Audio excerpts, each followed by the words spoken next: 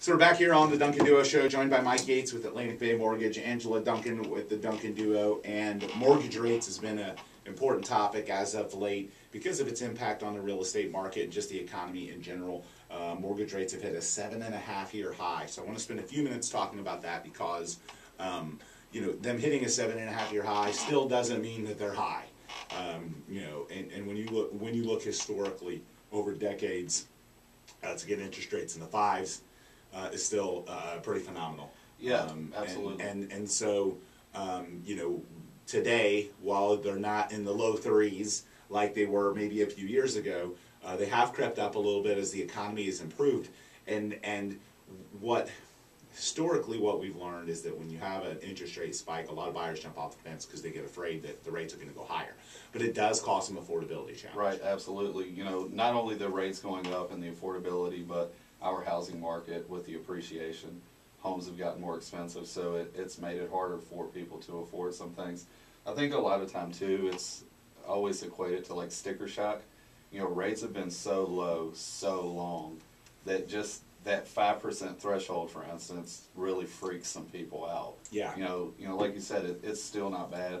And it hasn't hit the 5%. I mean, it's kind of bumping up. The national average 4.7. Yeah, the national average hasn't, but rates are regional too. Yeah. So just because the averages are that doesn't mean that rates haven't broached 5. There's a lot of stuff out there that's 5%, but there's still some government stuff in the 4s. Yeah. Which can kind of change those averages. The article also was dated, and that information came out before Wednesday, which was another bad day for rates as well. So, yeah. I would be willing to bet that when averages come out again next week, they'll be even higher. Yeah. The other thing, so obviously that impacts affordability, that impacts people's ability to buy. Impacts people's ability to refi as well, because obviously so many people, refining to that rate is just not very likely, so you're not going to see a lot of refi activity when rates are hitting those kind of highs. Exactly. The refinance market it's practically dead. I mean, yeah. If you're doing your refi, it's likely either to cash some money out or to get rid of PMI and have it still make sense. Or do a term reduction. Right. Get it paid off quicker. The other part about it that, and Angela talks, Angela teaches Financial Peace University with Dave Ramsey. She's doing a class right now. So obviously the debt and the mortgage rates and all that kind of, touch into some of the stuff that you do on that front. But the fear about rates going up is it'll dig people into bigger financial holes where they're not able to make their payments. And could the increase of rates be the beginning of some downward pressure, or not downward pressure, some downward trends in real estate? Really some stabilization, so that we true.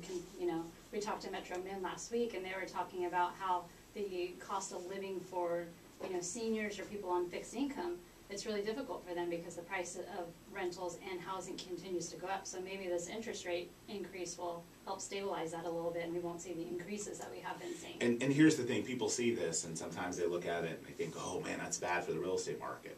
But in reality, sometimes it's not. Like we said, you're going to knock some people off the fence, but here's what also needs to happen. We've had so little inventory of homes for so long. Part of the reason we've had so little inventory is because sellers are afraid to put their home on the market to find something to buy, because it isn't an affordability issue for them. It's they can't find a house to buy, so they don't want to put their house on the market because they don't want to go homeless. Well, just call our company, because I've never had anyone go homeless. But the reality is that that pressure on rates could then increase inventory a little bit to where more and more sellers are comfortable saying, okay, 6 and 7 months on the market, I'm seeing enough options and I'm not seeing as many bidding wars, so now I'm okay putting my house on the market. So it could have a really great benefit of bringing some more listings to the market. Yeah, and I've even seen some forecasts that by the spring of next year, it might flip from that seller's market to a buyer's market. So potentially. And I think it's the stabilization, like Angela said. For us, it's not always fun because the market tends to slow a little bit. Yeah. And that's how we make a living. Sure. But at the end of the day, it's great for the housing economy. It has to switch those things around. So the shift in rates and some of this affordability issue causes some other problems. We're going to talk after the break. We're going to talk about mortgage fraud. And unfortunately, it rears its ugly head when you have situations happen like this, and when real estate markets start to show little signs of some shifting or changing. And when I talk about shifting or changing, I'm not people don't get all freaked out and think the whole world's going to end because house prices are going to drop tomorrow. It's such a long cycle. We're not going to see anything like we saw before. This is more of a potential stabilization that this data is coming out pointing signs to. So we're going to talk about mortgage fraud and how it relates to that after a quick break here on the Duncan Duo Show.